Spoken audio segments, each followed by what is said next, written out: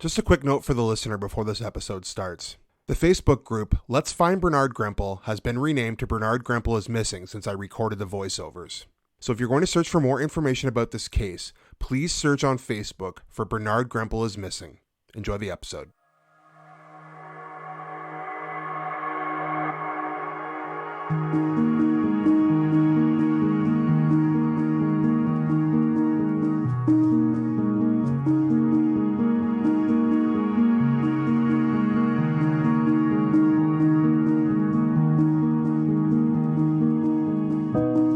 "28-year-old Bernard Grempel went missing on May 14th, 2021. That evening, he took the SkyTrain from Surrey to New Westminster before boarding the 340 bus to North Delta around 11 p.m. No one has ever determined if he got off the bus or where. I talked to his older sister, Ettie, who is searching for her brother. His family is offering a $50,000 reward for anyone who can help bring Bernie home. Chirac also manages a Facebook group called Let's Find Bernard Grempel, where you can get up-to-date information in their search for Bernard. After 2 years of searching, Chirac is deeply worried about her brother and says he is a well-liked and popular member of both her family and the community.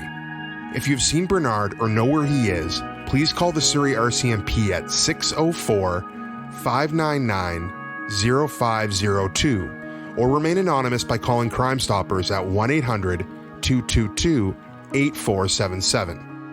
This is my conversation with Ettie. Well, let's start with your brother, and I want to learn a little bit about him. What kind of traits or characteristics stand out as someone who doesn't know him? Was he loud, funny, an introvert? Can you tell me a little bit about him?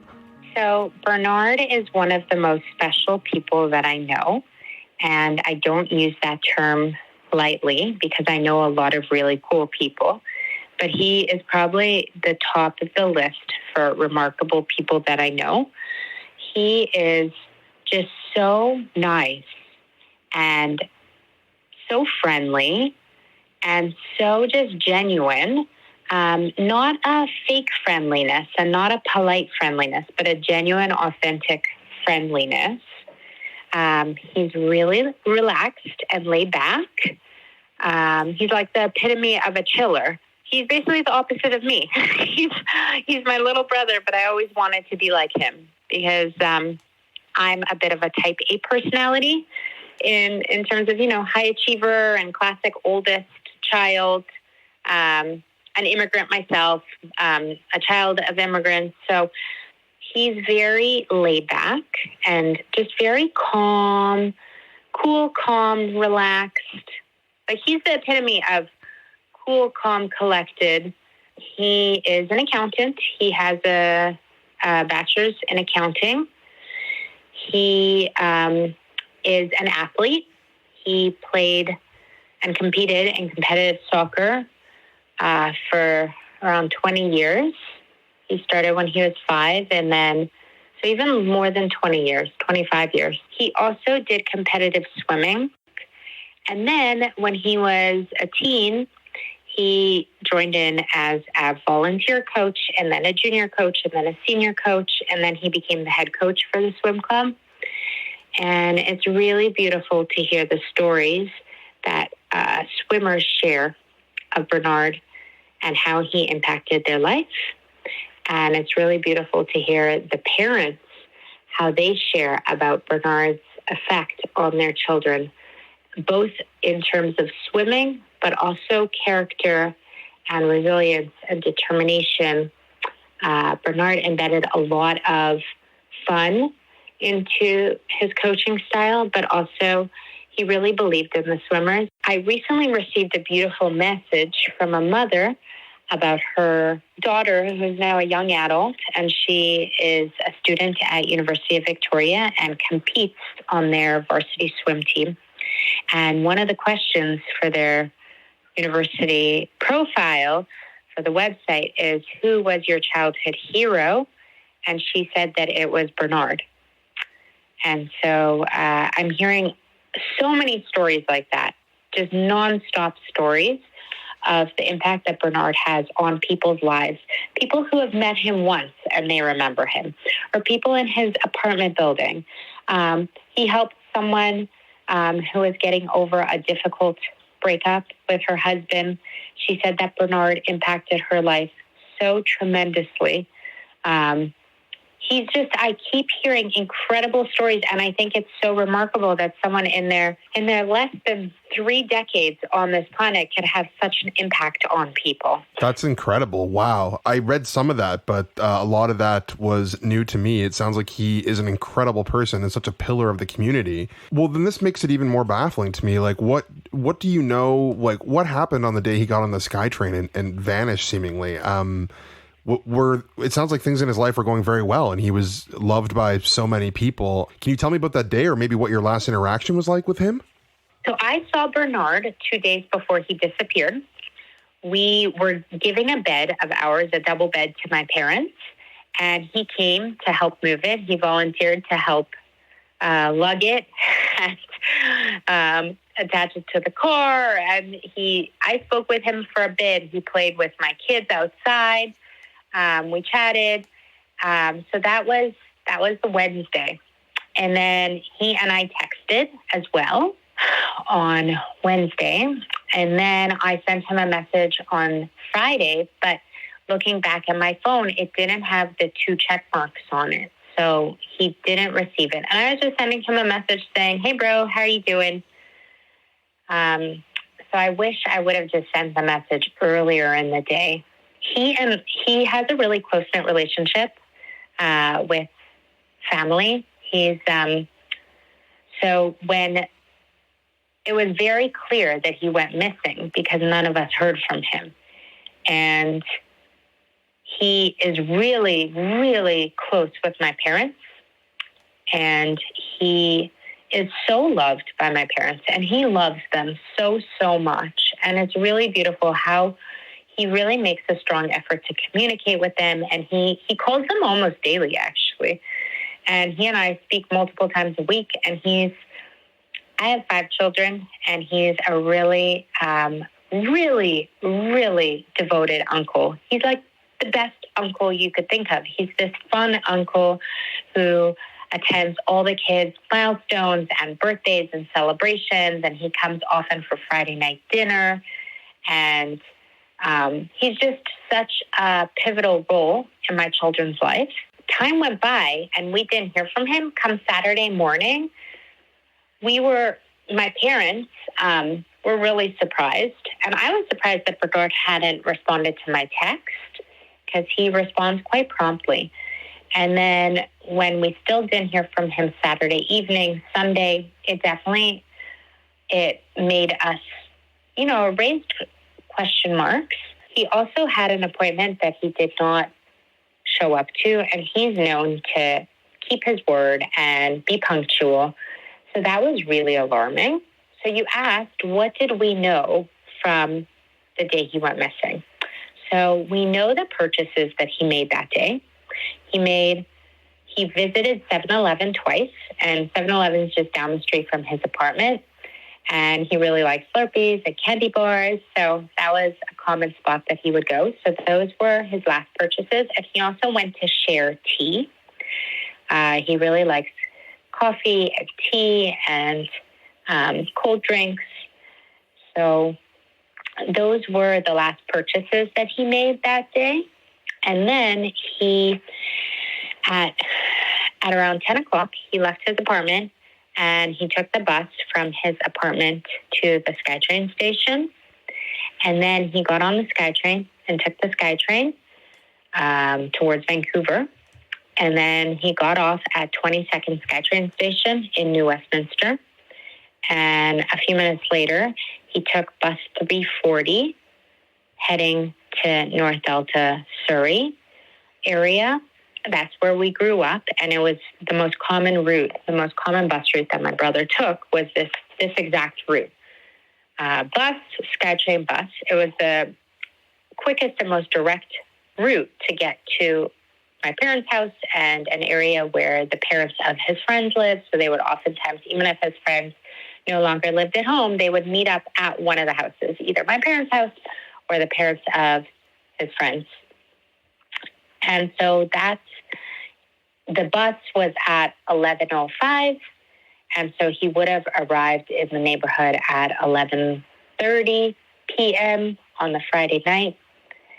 But we don't know which bus stop he got off at. And all we know is that Bernard swiped his bus card on the 340 bus at 11:05 p.m. on Friday, May 14th. I guess you don't have a sense of, where he was going. It sounds like, he could have been going to see family or friends. Like it was a pretty common route for him. Like there's no sense of maybe where he was headed or why. It's just, he just kind of vanished. Or have you and family and friends been able to piece together maybe what his intent was that night? It's one big question mark. We don't know where he was going. We don't know if he was going somewhere solo. We don't know if when he got on the bus, he met up with there. The last photo that we have of Bernard is on the SkyTrain platform and then heading down the SkyTrain stairs towards the entryway of the SkyTrain. He was wearing black Nike shoes, burgundy track pants, or like a maroon color, and a crisp white hoodie. And he also had a face mask on because it was COVID era. And it looked like he had items in his pocket, like his cell phone, his wallet. There's a picture of him checking his cell phone as he's heading down the SkyTrain stairs. And also there's a picture of him getting his wallet ready to scan his card on the way out of the SkyTrain. So we know he had his wallet and his cell phone with him. But we don't know where he was going, if he met up with someone at the bus stop, which was just around 25 meters away from the SkyTrain entryway, or if he was going somewhere solo, or if he met up with someone along the way, or if he was, we don't know. We don't know where he was going and why he was going there, but it was very clear that he had an intent to catch this bus at a specific time, and he lined up the previous SkyTrain and bus so that he could get on this bus. Is there any sense, like I read where you hired a private investigator, obviously the police are looking into it, and maybe, because it's an active investigation, there's maybe not much to say beyond what you just said, but do you think maybe it was foul play, mental health? Like, I'm just curious, not knowing your brother, has the family talked about what could have happened? Like, did he meet someone he wasn't supposed to, or maybe tricked him into meeting him? Like, is there any sense at all, or maybe it sounded like he was in a good place before he went missing. So to me, it doesn't sound like he was having a mental health crisis, but again, I don't know. My brother does have a mental health diagnosis, as do 1/4 of Canadian adults. They have a mental health challenge at some point in their life. However, he's had the diagnosis for several years. He is on medication. He has never missed a dose. He goes to all his appointments with his counselor through public health, through Fraser Health. He also has a private counselor, a private therapist who he sees regularly. He goes to all his regular 6-month appointments with the psychiatrist. And he is in a good place. Lots of adults have mental health diagnoses, and they continue living happy, meaningful, productive lives. And they work, and they are in relationships, and they're parents, and they're contributing members to society. So while he does have a mental health diagnosis, I have spoken with Bernard's psychiatrist and with his counselor and with his therapist and with the coordinator of the Fraser Health mental health team in Surrey. So they have all reviewed Bernard's case notes, and they've thought really thoroughly about his time working with them and receiving care from them. And he has never once mentioned suicide. He's never once hinted at suicide. He's never once discussed self-harm. He's very open about his mental health. And I was actually recently having a conversation with him shortly before he disappeared, saying that he'd actually really like to make some kind of positive impact and work with kids and teens who struggle with mental health, and to show them that despite having a mental health diagnosis, he was living a meaningful and productive and happy life, and he wanted to figure out a way to give back to the community. So all of the professionals in Bernard's life, and I had a 2-hour meeting with his healthcare team from Fraser Health, and they all said to me that they do not believe that self-harm or his mental health or suicide were what happened in the case. Now, they're not psychics, so they don't know the future, and they definitely can't see into the past. But they had nothing to suspect that he was at risk for suicide based on their relationship with him and based on his diagnosis. That's really, really helpful information. Can you talk a little bit about what you've done since he's gone missing? Like, I think you've hired a private investigator, you've put a reward out. What are things the public should know about that? So we have spent countless hours and countless dollars trying to find my brother. We've had so many incredible people involved in our search, and I'm so thankful to people in the community and to complete strangers.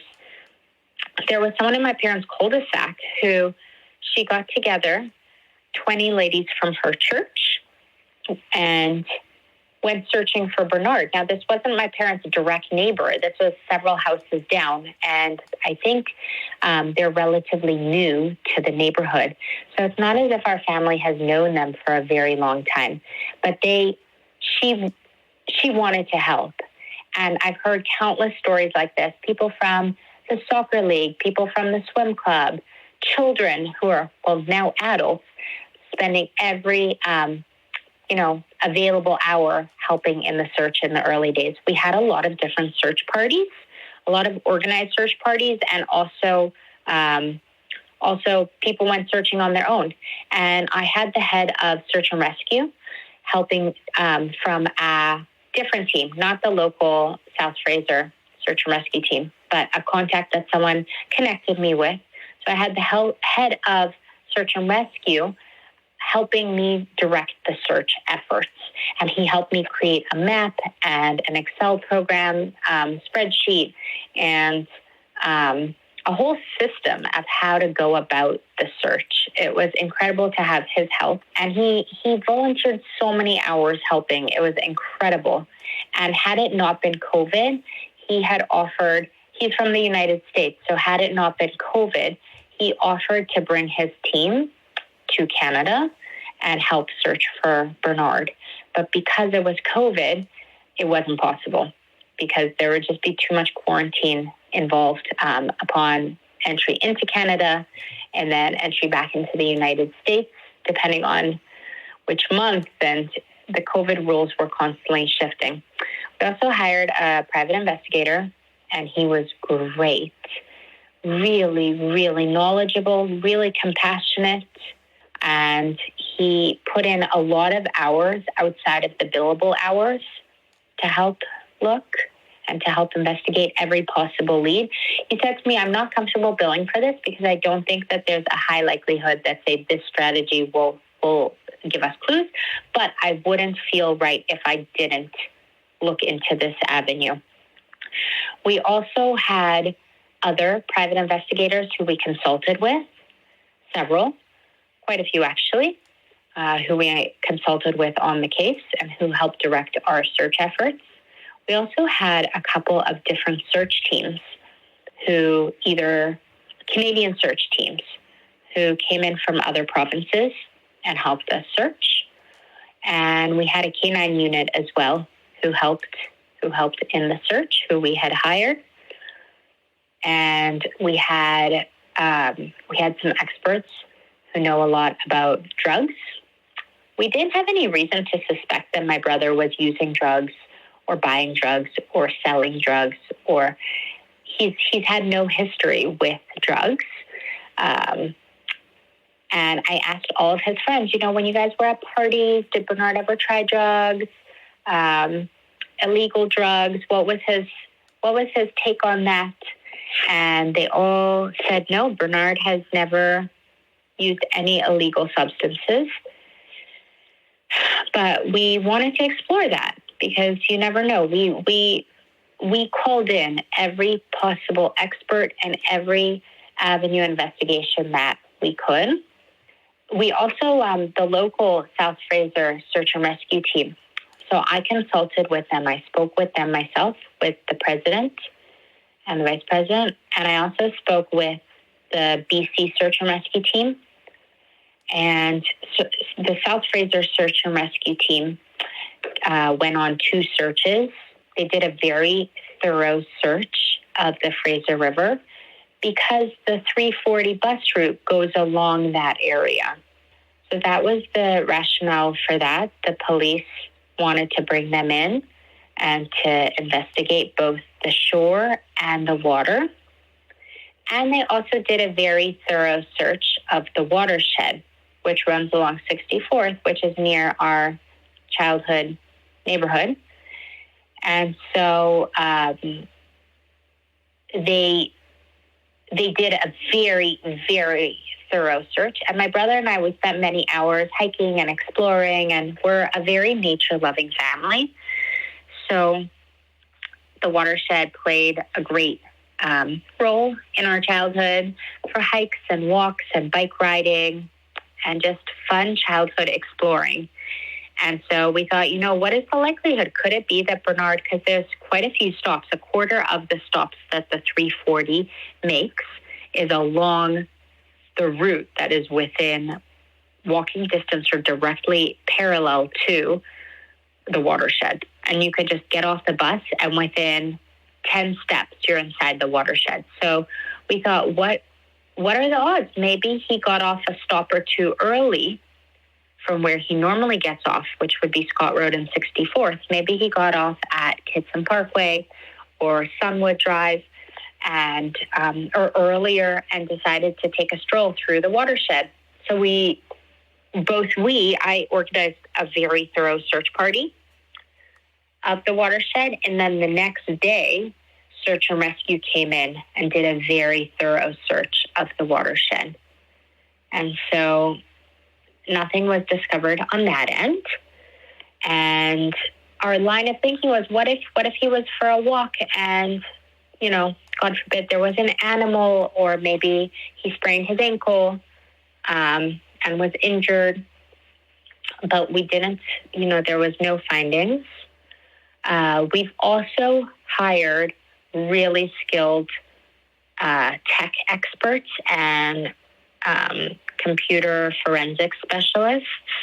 So we have spared no expense and there have been every single possibility, every single idea that someone brings forward. For example, someone mentioned a psychic, and regardless of my own personal beliefs, which I'm still not sure about how I feel, we decided, let's do it. There's no harm. We have gone to Kabbalists. We have gone to holy people to pray on Bernard's behalf. We have done prayer circles, and we continue to have prayer groups that are running day and night. So we're putting in every single possible effort that we can. And if we ourselves can't do it, we're hiring all the necessary people who can do it. What can the public do who's listening to this? Like, how can they help you? Like, what's the best way to help you try and find Bernard? So the best way that the public can help us is to keep their eyes wide open and to be vigilant in terms of possible sightings. We are so appreciative to all the sightings that have been called in.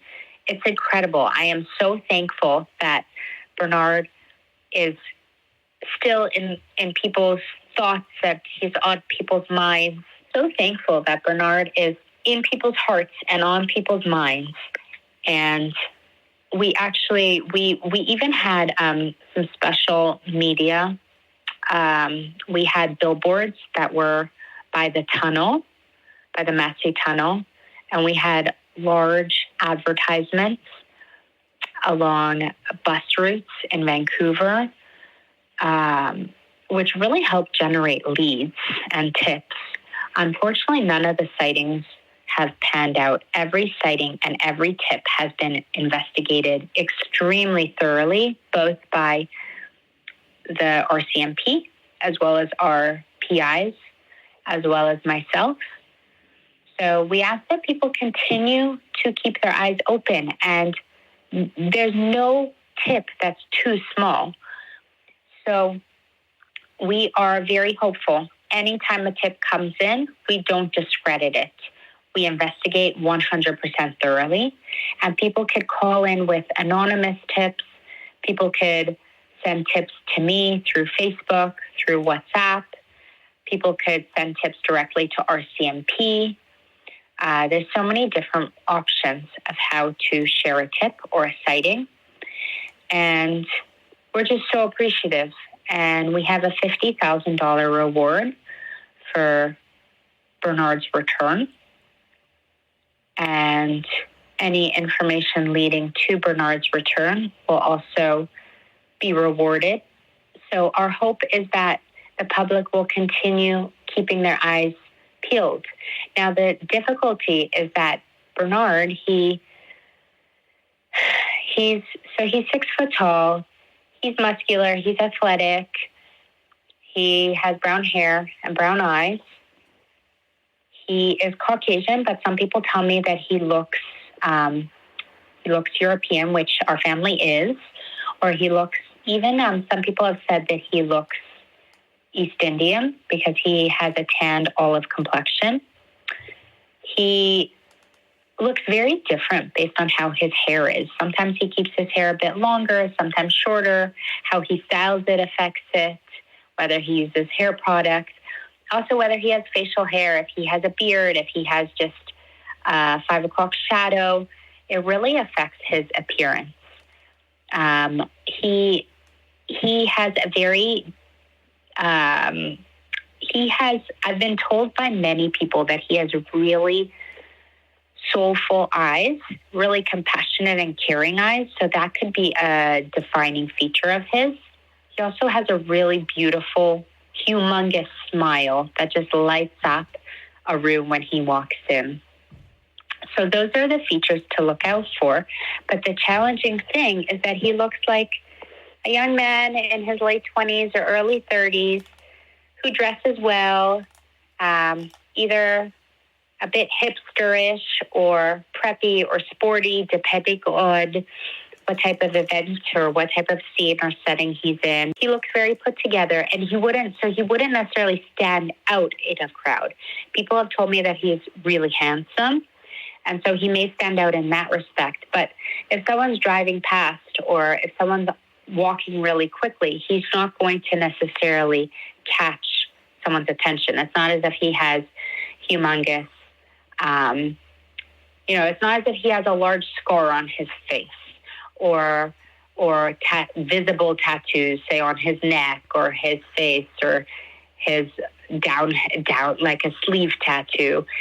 So it makes it challenging because we've received a lot of sightings. Every sighting is very seriously investigated. And so if someone thinks they have seen Bernard, or if someone thinks they have information that is relevant, information that could help us, they could share that information anonymously. And if it leads to us finding Bernard, we will give them the money, no questions asked. And so we're just so appreciative to everyone who has called in with information. And the best thing that someone could do is take a picture. There are no laws against taking pictures of people in public. And so I encourage everyone to take a picture, even if you're far, even if it's grainy, take the picture. Don't zoom in when you take the picture.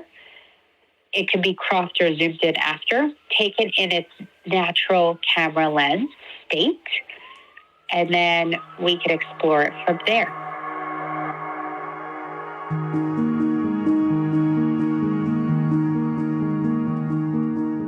If you have seen Bernard or know where he is, please call the Surrey RCMP at 604-599-0502 or remain anonymous by calling Crime Stoppers at 1-800-222-8477. If you enjoy the podcast and want to support it, you can buy me a coffee at the link in the description. If you want to support the podcast on a monthly basis, you can head to the Patreon. For $5 a month, you get ad and sponsor-free episodes, exclusive content, updates from me, and early access to all new episodes of the podcast. For those of you who've already bought me a coffee or subscribed to the Patreon, thank you. Thanks for listening to the Missing and Unexplained podcast.